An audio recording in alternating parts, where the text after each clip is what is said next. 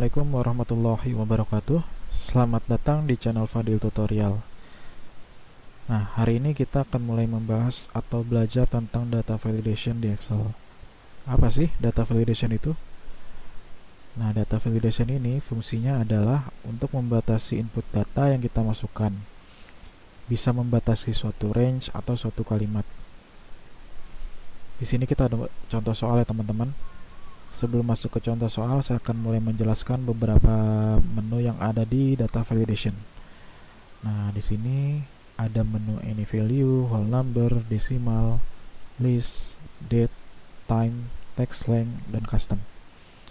Nah, untuk whole number sendiri di sini hanya bisa diisi dengan bilangan bulat saja ya. Nah, lalu untuk ke menu desimal di sini hanya untuk bisa diinputkan untuk angka desimal. Untuk menulis ini kita nanti bisa input beberapa karakter ya, itu bisa berupa angka maupun suatu kalimat. Lalu date itu untuk tanggal, time itu untuk waktu atau jam, text length itu berupa karakter, custom ini kita bisa inputkan untuk jika memang diperlukan suatu formula atau rumus ya. Oke, kita masuk ke contoh soal yang pertama. Di sini kita disuruh buatlah data validation pada bagian nama dengan format text only. Nah, rumusnya adalah sama dengan is-text ini ya. Kita masuk ke soal pertama di kolom C2 ya.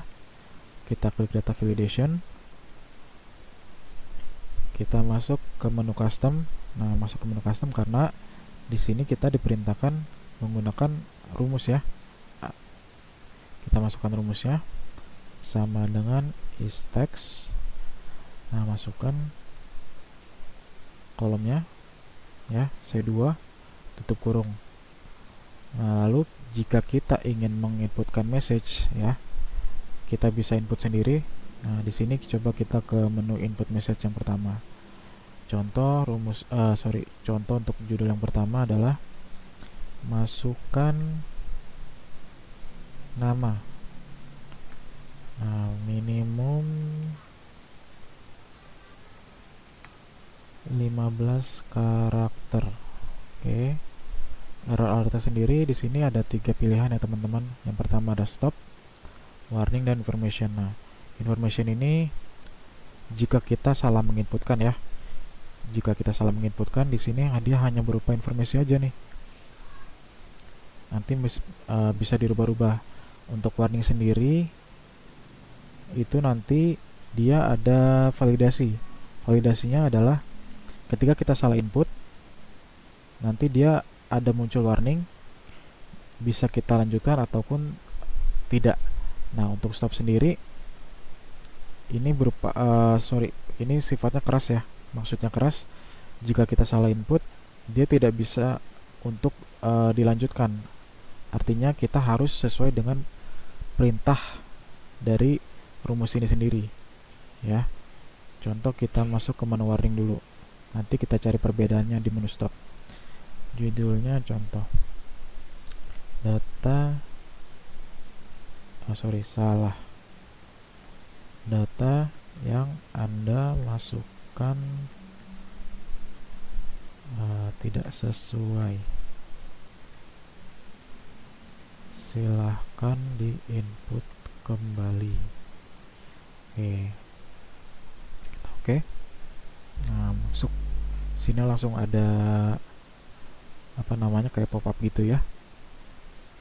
Contoh kita klik namanya Andi. Oke, sudah sesuai ya. Nah, coba di sini kalau kita input dengan angka contoh. Nah, di sini muncul pop-up-nya nih. Warningnya salah. Nah, kalau kita klik continue atau yes, dia akan melanjutkan nih. Nah, kalau misalkan kita rubah lagi error alertnya menjadi stop, kita cari bedanya. Nah, contoh kita input ini angka. Nah, bedanya dengan yang warning tadi, kalau yang warning tadi kan itu masih kita bisa lanjutkan. Sementara kalau untuk yang di menu stop ini dia harus benar-benar sesuai perintah. Jika kita salah atau beda dengan perintah yang kita buat tadi, dia kan harus tetap buat ulang. Nah, makanya di sini kalau perintah pertama karakter ya harus diinput karakter ya. Oke, karakter. Lalu kita masuk ke soal kedua ya. Soal kedua adalah buatlah pada bagian umur validation dengan format number only. Ya, dengan rumus is number. Ini caranya sama dengan yang soal pertama tadi. Kita masuk ke menu custom, kita masukkan rumusnya is number, is number, masuk ke kolom C4 ya. Ini terserah teman-teman sebenarnya mau dimasukkan input message-nya atau tidak, karena tadi sudah kita contohkan di soal pertama. Kita lanjut aja ya. Oke, kita klik OK. Lalu di soal ketiga, di sini perintahnya adalah buatlah data validation pada bagian jenis kelamin dalam bentuk listing. Isinya berupa laki-laki dan perempuan. Oke. Nah, di sini kita pilihnya menu list, teman-teman. Nah, masukkan perintahnya tadi laki-laki